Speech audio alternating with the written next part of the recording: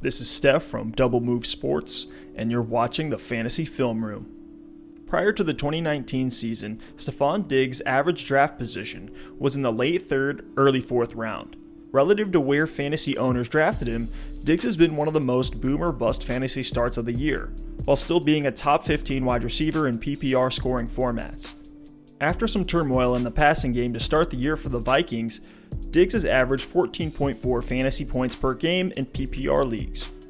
What's crazy about Diggs' Week 11 game against the Broncos is that he had 0 fantasy points in the first half of this game, and only had 8.8 fantasy points until midway through the 4th quarter. The 7-3 Vikings had a very real chance of losing to the 3-6 Broncos, trailing until 2 minutes and 14 seconds left in the game. Diggs ended the game catching all 5 of his targets for 121 yards and a touchdown to bring the Vikings back into the game. It makes you wonder why they didn't look to him earlier. Most likely it was because of Diggs' matchup against cornerback Chris Harris, who hasn't allowed a passer rating over 90 since 2011, making him one of the most deadly corners in the NFL today. After reviewing the film from the Vikings scare against the Broncos in Week 11, I'm here to tell you that Diggs should be a firm start for the rest of the season after his bye in Week 12, even with Adam Thielen slated to return from injury. Let's break it down. Diggs didn't get his first target in reception until the Vikings' first drive of the 3rd quarter. On their 3rd, 1st and 10 of the drive, the Vikings line up in a shotgun single-back formation.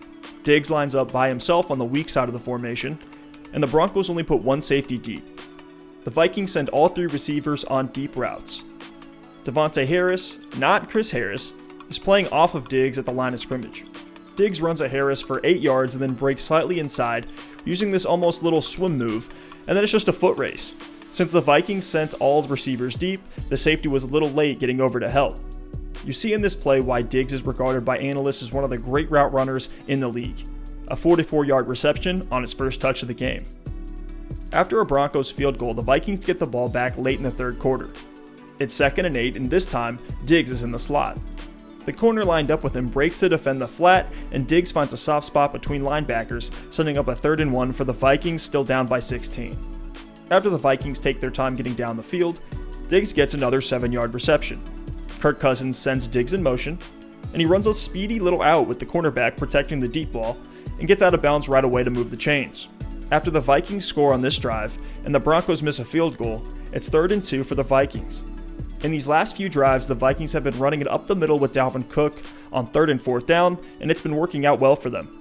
They run play action to Cook and keep 7 blockers at the line to buy extra time for Cousins, who sweeps outside of the pocket for even more time, allowing for Diggs to showcase his supernatural speed on a deep post across the middle of the field. The safety was pulled by the other receivers, and Diggs smoked Chris Harris for a touchdown that brought the Vikings back into the game. Diggs' last touch was on a drive that won the game for the Vikings on 3rd and 5. The Vikings create an opening by getting Chris Harris off of Diggs, and he gets open on a 9-yard out route. Kirk Cousins threw the ball 35 times this game. I would have liked to have seen them throw to Diggs more, but it may have just been the case of a tough corner matchup. If I'm Mike Zimmer, I'm scheming to get Diggs open many more times moving forward.